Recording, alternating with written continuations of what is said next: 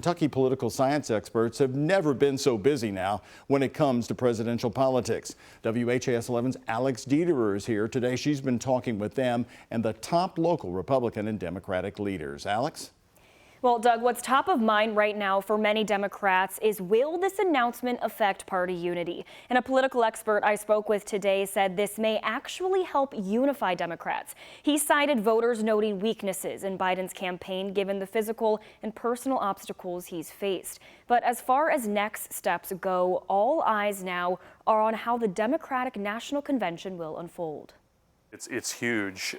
We haven't had an open convention since 1968, and there's a lot of parallels with Lyndon B. Johnson and Joe Biden, both stepping out and kind of opening up the potential convention to competition from different candidates. Something our country hasn't seen in 60 years. President Joe Biden has now left the door open to how the Democratic National Convention will play out 1 month from now. So what about Kentucky Governor Andy Beshear on the ticket? Governor Beshear has as good a chance as anyone, largely because, as we've seen over the last 50 years, being a governor is equally, if not more important than being a U.S. Senator or another type of position that would lead to the path to the White House or Vice President or President. Now all eyes are on who could fill the seat. Biden will have to release his delegates, and then if that takes place, you're going to see potentially either a virtual kind of vote to muster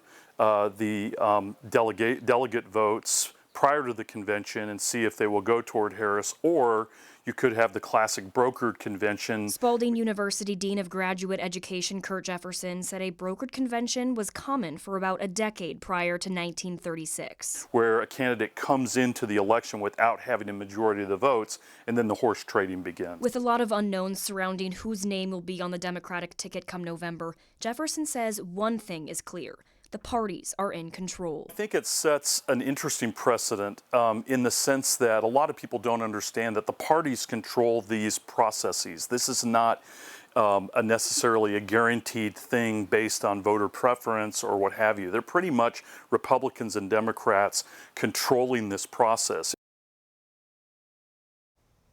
In a statement shared with WHAS 11, Louisville Democratic Party Chair Logan Gotti said in part, quote, "The president's decision today shows the type of person he truly is, a man of faith and kindness who cares deeply for all Americans. I look forward to supporting the next Democratic nominee for president," end quote.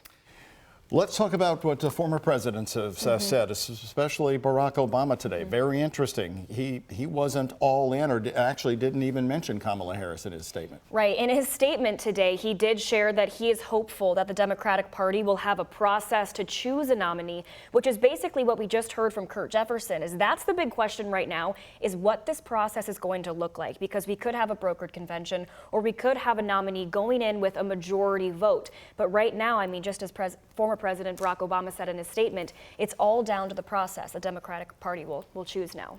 Okay, thank you very much, Alex.